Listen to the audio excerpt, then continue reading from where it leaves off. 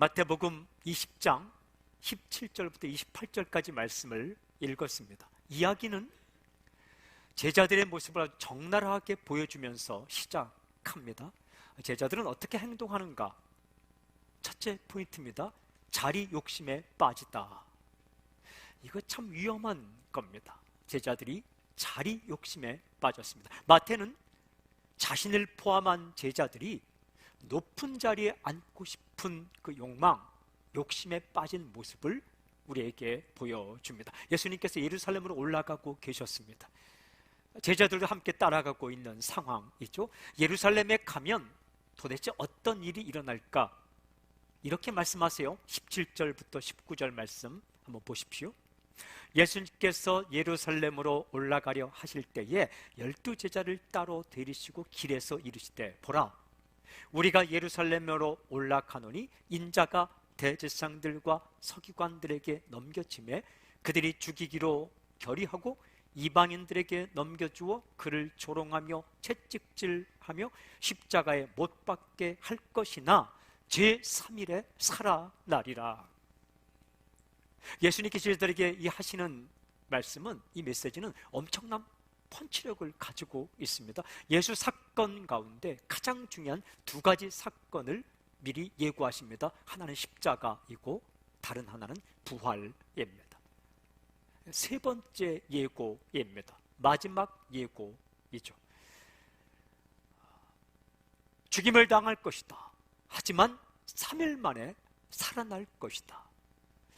이 말씀을 들은 제자들은 예수님의 사건의 결말을 어떻게 받아들였을까? 중요한 질문입니다.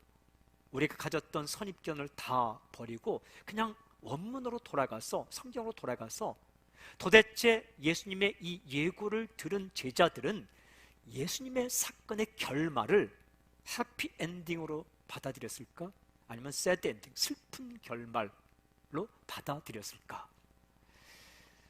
패배와 실패로 끝나버리는 비극적인 결말로 예수님 사건을 받아들였을까? 아니면 마침내 하나님의 나라가 임하고 마침내 승리하시는 예수님의 결말을 상상했을까?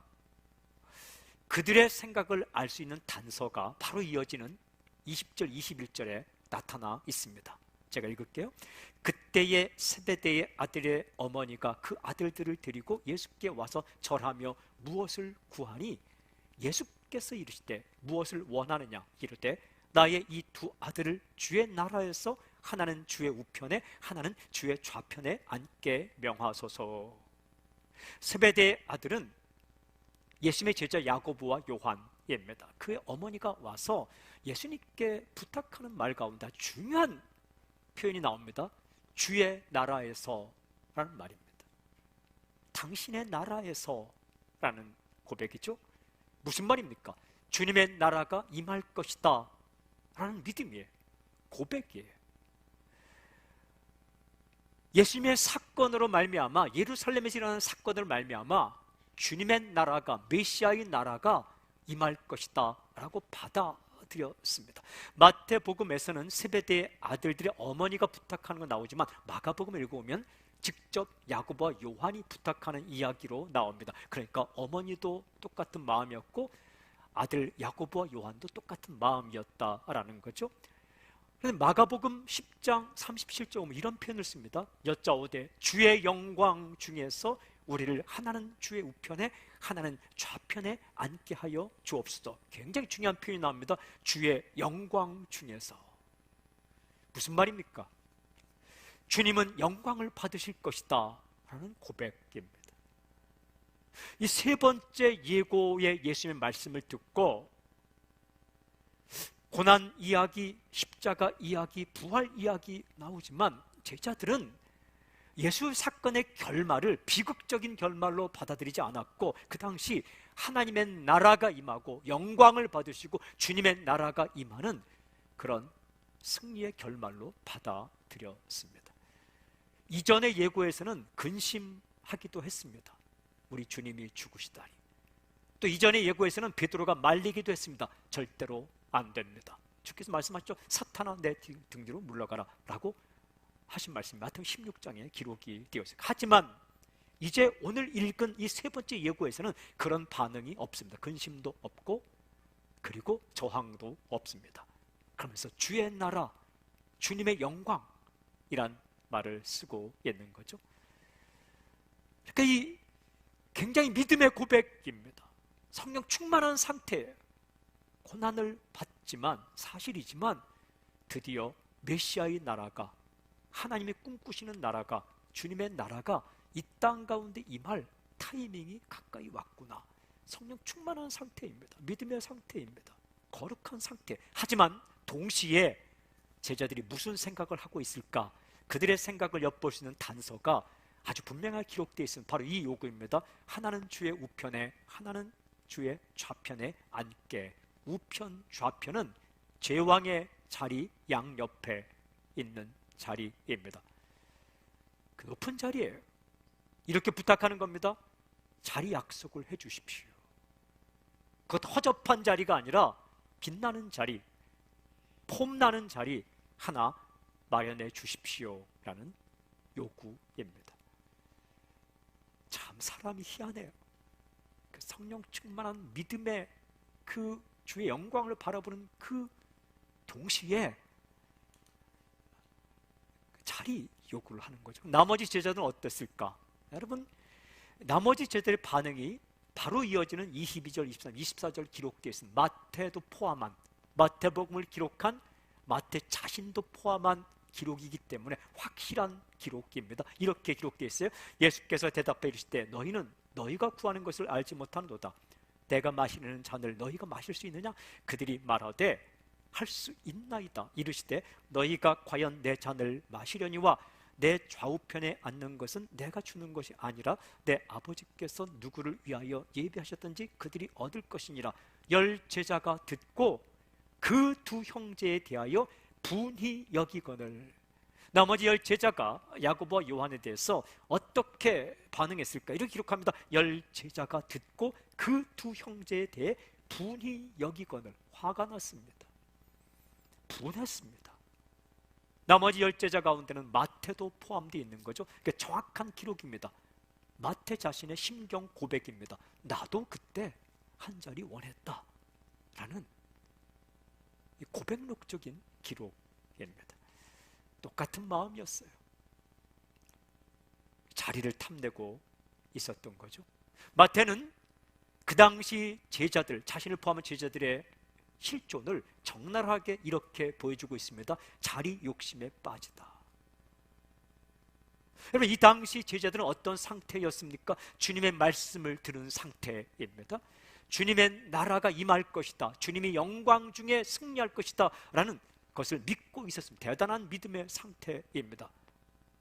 비극적인 결말이 아니라 아주 승리의 결말을 가져올 것이다 라고 믿고 있었습니다. 하나님의 뜻이 이루어지는구나 받아들였어요. 그 거룩한 상태에서 동시에 자리를 꿈꾸고 있다. 여러분, 이 제자들이 허접한 상태가 아니에요. 3년 동안 훈련받은 상태입니다. 말씀 훈련 받았어요. 기적 훈련 받았어요. 제자 훈련 받은 겁니다. 전도 훈련 받았어요. 예수님께 직접 받은 상태입니다. 그러니까 훈련을 받을 만큼 3박 4일 정도 수련회 아닙니다. 7박 8일 아우니치 아닙니다. 3년을 꼬박 함께 먹고 자면서 훈련 받았어요. BTS보다 더 강력한 훈련입니다. 아우니치 3년 동안 한 겁니다. 그런데 그 영적으로 충만한 상태였지만, 하지만 이들도 자리 욕심으로부터 자유로울 수 없었다 라고 보여줍니다. 이게 당신의 실존입니다. 우리 모습이에요. 도덕적이라고 하는 사람들 예외가 아닙니다. 영성 있다고 하는 사람들 결코 자리 욕심으로부터 자유로울 수 없습니다. 아주 깊은 영성을 가졌다, 헌신한다는 사람 가운데도 헌신의 그 자리에서도 자리 욕심 내는 것이 인간의 실존이라는 거예요. 제자들이 그랬다면 여러분, 우리는 더하면 더했지 결코 덜하지는 않을 것입니다. 누구도 자유로울 수 없어요. 어떻게 천사가 사탄이 되었고 귀신이 되었는가? 유다서 1장 6절에는 자기 위치를 지키지 않고 위치를 탐내다가 타락했다라는 거예요. 인간은 인간의 위치에 머물러야 하는데 하나님 위치까지 올라가려고 하는 것, 이게 우상 숭배이고, 내가 못 올라가니까 신을 그냥 인간이나 물질의 위치까지 내려와서 동등하려고 하는 것, 그것이 유물론입니다. 어떻게든 끄집어 내리든지 내가 올라가든지 내가 신의 위치까지 올라가고 싶은 것, 그 인간의 욕심 가운데 있는 거죠. 사탄이 에덴 동산에서 아담과 하와를 유혹할 때 한 말이, 이 선악과 먹으면 너도 눈이 밝아져 하나님과 같이 되리라. 높아지려는 마음, 교만, 이것이 우리를 망가뜨리는 거죠. 이 욕심에 휘둘리지 않을 것이라 호언장담할 사람 아무도 없습니다. 질문, 우리 어떻게 살 것인가? 제자들에게 해주신 예수님의 말씀에 해답이 있어요. 두 번째 포인트가 섬기는 자가 되어라. 자리 욕심에 빠진 제자들을 향해 예수님을 이렇게 불렀습니다. 그리고 참 신기한 것은 화내지 않으셨어요. 제자들의 모습이 꼴보기 싫다고 기분 나빠서 자신의 사역을 그냥 때려치우지도 않으셨어요. 야, 이런 것들을 제자라고 참 어이가 없네 라고 한숨 쉬지도 않으셨어요. 그냥 어떻게 할 것인지 차근차근 말씀해 주십니다. 예수님 참 좋으신 분이에요. 여러분, 사람들 만나다 보면 어떤 사람의 욕심이 보이기 시작할 때 굉장히 사람에 대해서 염증을 느낄 수도 있어요. 그 사람의 야망이나 또 나쁜 마음을 알아차릴 때 괜히 분노하거나 실족하거나 혹은 사람에게 염증을 느낄 수도 있는데, 예수님이 그렇게 하지 않으셨어요. 그냥 거기서부터 시작하는 거예요. 인간은 인간이다. 더 나아가서 당신도 마찬가지예요. 저도 마찬가지예요. 더하면 더했지 덜하지는 않은 거죠. 그러니까 예수님께서 제자들을 혼내키지 않고 친절하게 가야 할 길을 가르쳐 주셨어요. 이 말씀에 우리 마음을 집중해야 합니다. 이렇게 말씀하십니다. 25절부터 마지막 28절까지 예수께서 제자들을 불러다가 이르실 때 이방인의 집권자들이 그들을 임의로 주관하고 그 고관들이 그들에게 권세를 부리는 줄을 너희가 알거니와 너희 중에는 그렇지 않아야 하나니 너희 중에 누구든지 크고자 하는 자는 너희를 섬기는 자가 되고 너희 중에 누구든지 으뜸이 되고자 하는 자는 너희의 종이 되어야 하리라.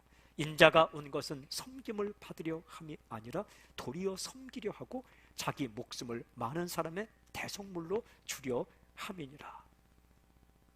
예수님께서 해주신 말씀입니다. 여러분, 예수님은 제자들의 모습을 보면서 이 세상 사람들이 살아가는 모습에 대해 이렇게 말씀하죠. 세상 사람들은 도대체 어떻게 살아가는가?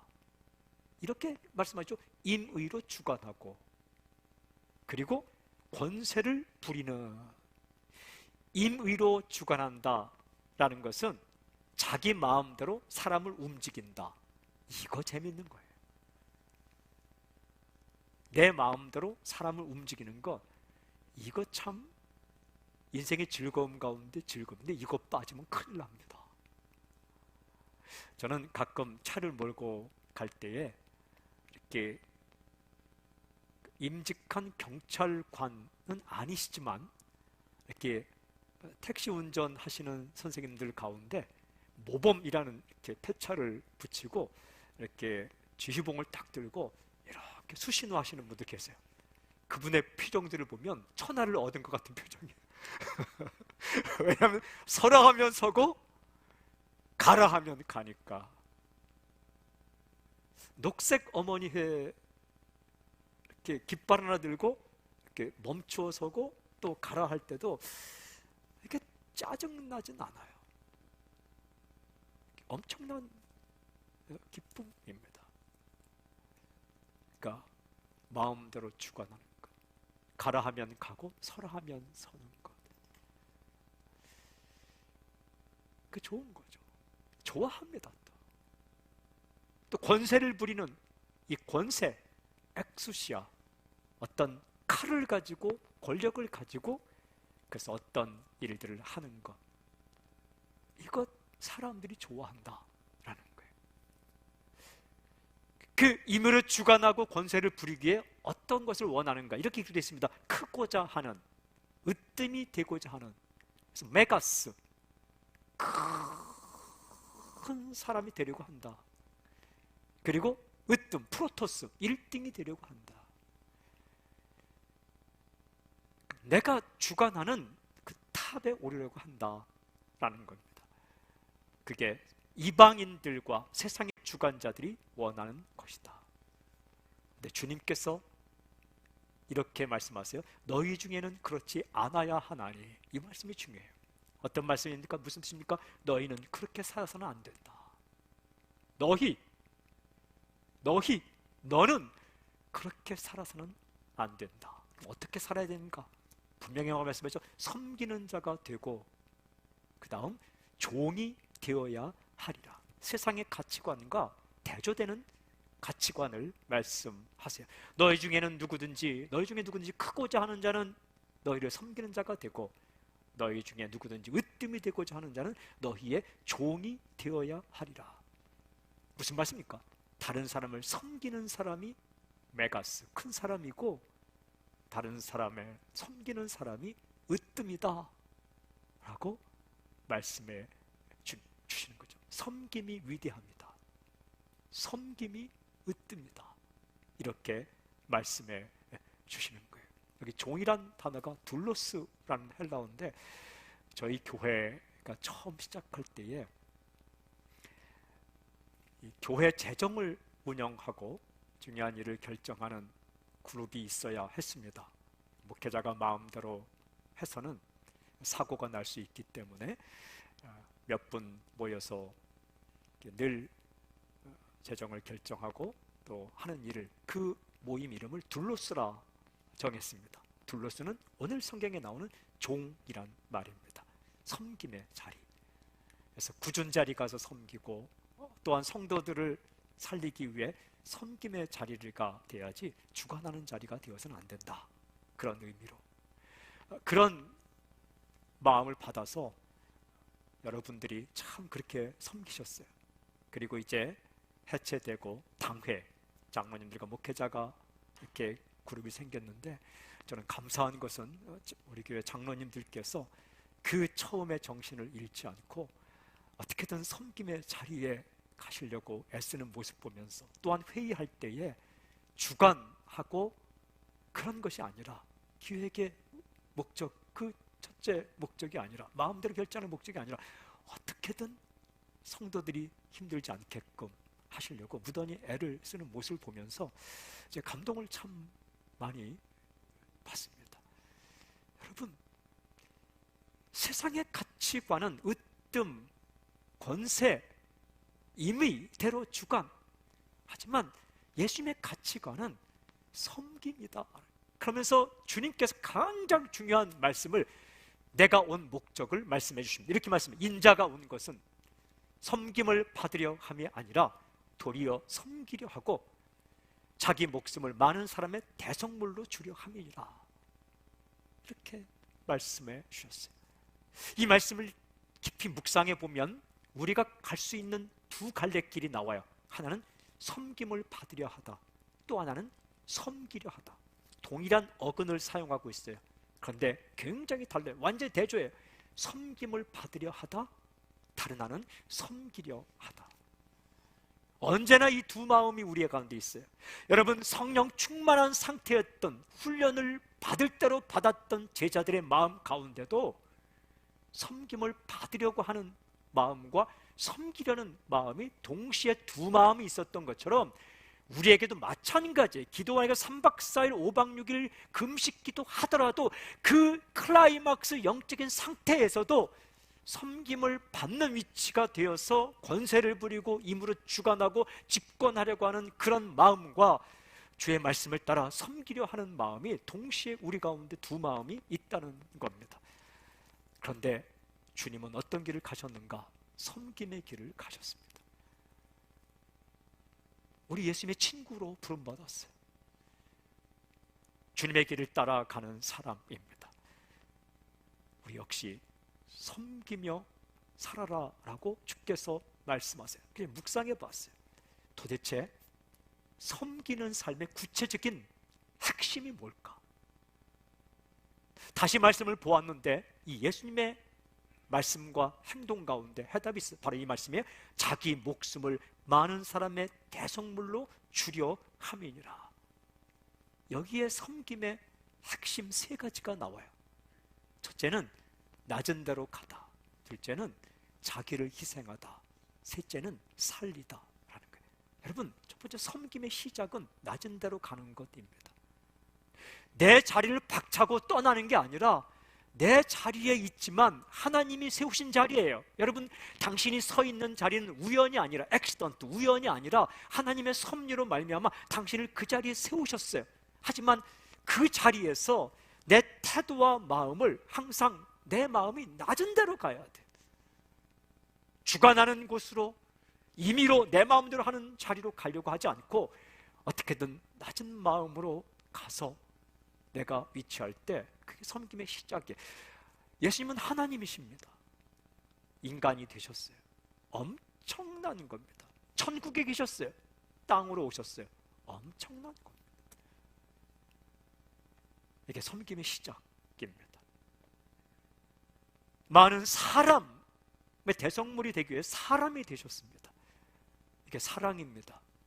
이것이 섬김입니다. 여러분, 리더는 팔로워의 자리에 가서 그들의 마음을 이해해야 돼요. 그게 섬김의 시작이에요. 정치 리더는 백성의 현실로 가서 백성의 마음을 이해해야 돼요. 항상 그곳으로 내려갈 준비를 가져야 돼요. 그게 섬김의 시작입니다. 아빠는 자녀들의 그 위치에 가서 그 자리로 내려갈 준비를 해야 돼요. 돈을 버는 자는 돈을 벌지 않는 상태에 있는 가족의 마음을 어떻게든 이해하고자 하는 그 마음을 가질 때에 진짜 섬김이 시작되는 거예요. 교회 학교 교사는 그 아이들이 무슨 생각하고 있는지 그 자리로 가고 싶은 마음 있어야 돼요. 제가 그래서 고등부 전도사 할 때 고등학교를 다시 한번 일주일 한번 가보고 싶었어요. 도대체 요즘 고등학생들은 학교 쉬는 시간에 뭘 하는지.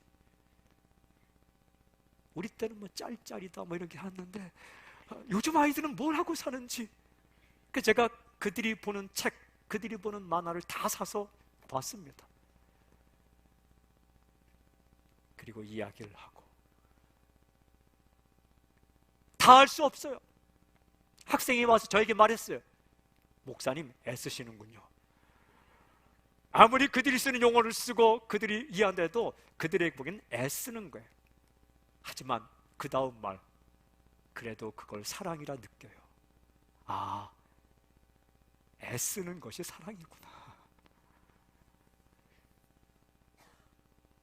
그 자리로 내려가서 함께 공감하고 이해하려고 하는 것, 그것이 섬김이에요. 가족 가운데 섬김은 그렇게 시작되는 거예요. 자녀가 엄마의 자리에 가서 이해하려고 하고, 부모가 자녀의 위치, 남편이 아내, 아내의 남편, 목회자는 성도의 자리에 가서 이런 찬양을 선곡하면 불편하지 않을까? 좋아할까? 여러분 눈치챘는지 모르겠지만 저에게 예배 때에 전반부에 3곡 정도를 부르면 그 중에 꼭 한 곡은 찬송가를 부릅니다.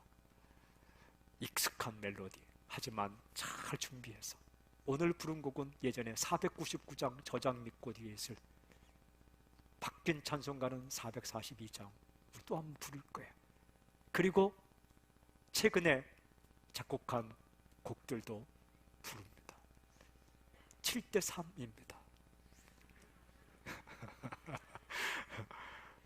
무단히도 불편하지 않게, 그러나 월십에, 하지만 요즘의 멜로디 익숙한 또 분들도 소외되지 않게 어떻게 하든 여러분, 그게 섬김이에요.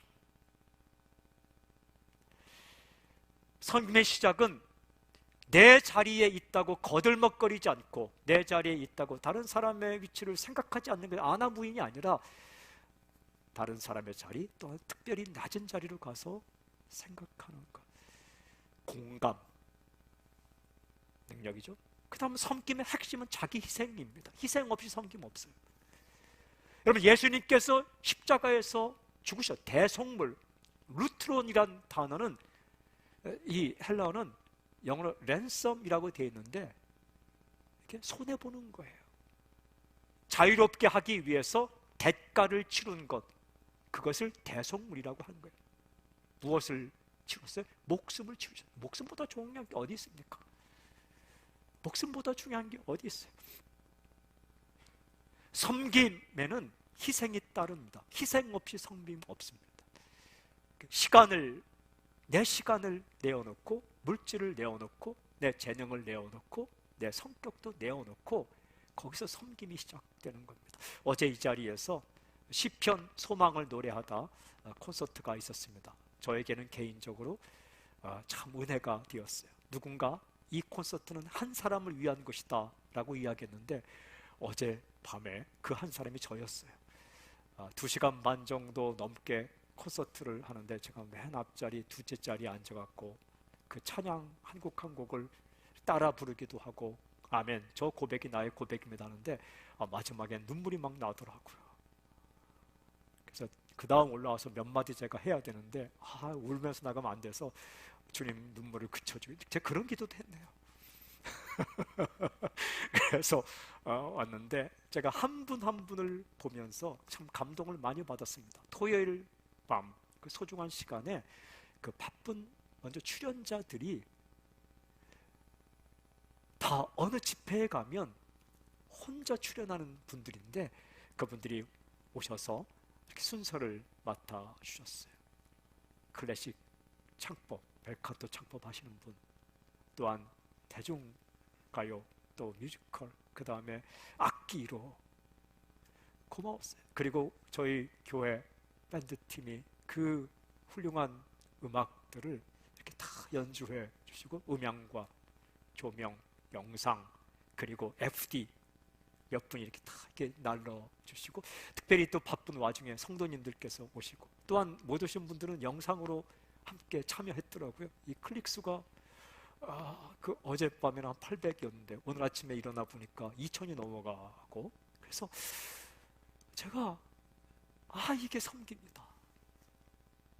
내 시간을 내놓고, 내 물질을 내놓고, 탤런트를 내놓고, 그렇게 그 자리를 선택하는 거예요. 얼마든지 다른 곳에 가 있을 수 있지만 그 타이밍 때 하나님 주신 마음을 따라서 그 자리에 있는 것. 그래서 제가 그분들 위해 정말 전심으로 기도했습니다. 집에 돌아가서도 기도했습니다. 하나님의 영광을 위해 자신의 시간과 재능과 이 물질과 생각을 드린 이분들의 인생 가운데 하나님 더 부어주십시오. 섬김의 핵심은 자기 희생입니다.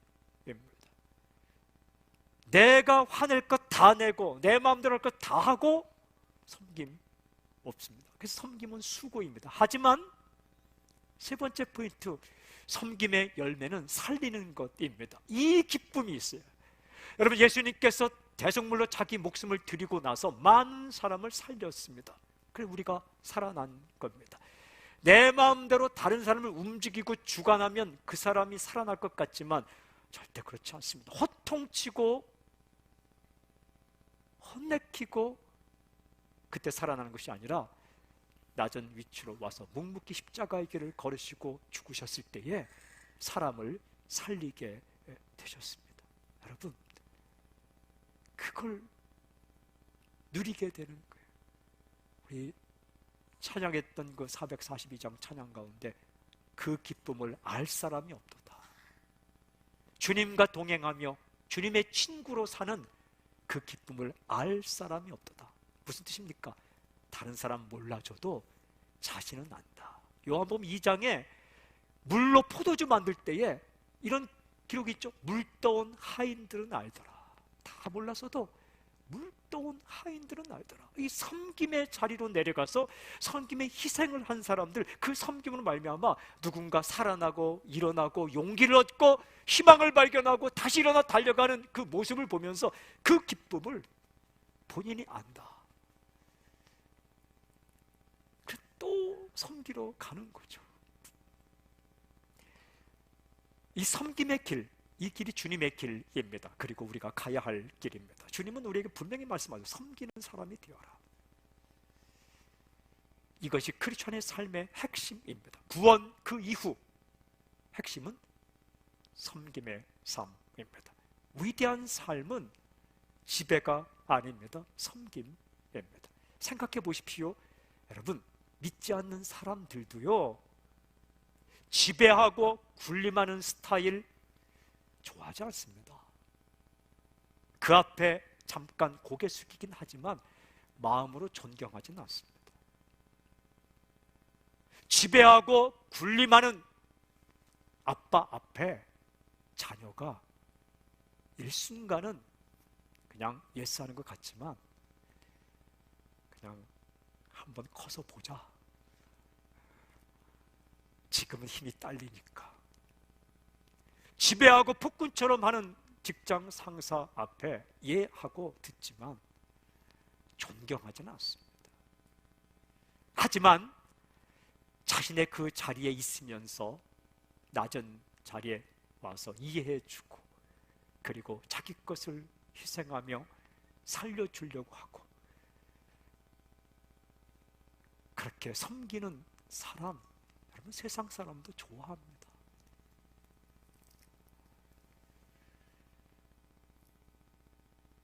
세상 사람은 우리가 예수님 이야기를 하기 때문에 싫어하는 것이 아니라 예수님께서 원하시는 삶을 살지 않기 때문에 실망하는 거예요. 어떤 자리에 있든지 섬기는 사람으로 살아가십시오. 내가 상대방의 위치로 내려가서 이해하려고 하고 그리고 내게 주신 시간과 물질과 재능을 누군가를 위해 내어놓기를 원하고 그리고 그 나의 섬김으로 말미암아 살아나는 사람을 보는 그 행복을 누리십시오. 그런데 중요한 것은 섬기려고 하는 것, 이게 우리 본성과 잘 맞지 않아요. 우리 본성은 대접받는 거 좋아해요. 이 섬김의 자리로 가는 것, 이게 본성과 잘 맞지가 않다고요. 그래서 정신 차리지 않으면 금세라도 섬김받는 자리로 가려고 해요. 가정에서도 그렇고 회사 직장에서도 그렇고 우리가 정신 차리지 않으면 나도 모르게 군림하는 자리로 가 있습니다. 인간의 능력으로 불가능합니다. 하나님의 능력으로 가능합니다. 그러니까 성령 충만해야 가능한 삶이에요. 더군다나 위치가 높아질수록 경력이 쌓일수록 세월이 쌓일수록 섬김의 자리로 간다는 것 쉽지 않습니다. 더욱 깨어 있어야 합니다. 정신 차려야 합니다. 그리고 성령 충만해야 합니다. 하나님의 은혜가 필요해요. 하나님의 도우심이 필요해요. 그래서 바쁘게 살다가 이렇게 주의 말씀 앞에 서서 다시 한번 주의 음성을 들어야 살 수가 있습니다. 어떤 자리가 인생을 아름답게 만들지 않습니다. 태도가 인생을 아름답게 만듭니다. 여러분, 한 사람의 인생을 규정하는 것은 그가 있었던 타이틀이나 자리가 아닙니다. 그 사람의 태도입니다. 삶의 스토리입니다. 우리 주님의 친구로 부름받았습니다. 주님의 삶을 따라가고 그리고 주님과 함께 동행하는 사람들이 이해하지 못하지만 당신에게 주어지는 그 기쁨과 즐거움을 맛보며 살아가는 당신이 될 수 있길 바랍니다. 섬기러 오셨고 섬김의 길을 가셨고 우리에게 섬김의 능력을 주시는 우리 예수님을 찬양합니다. 할렐루야. 주를 높이 드립니다.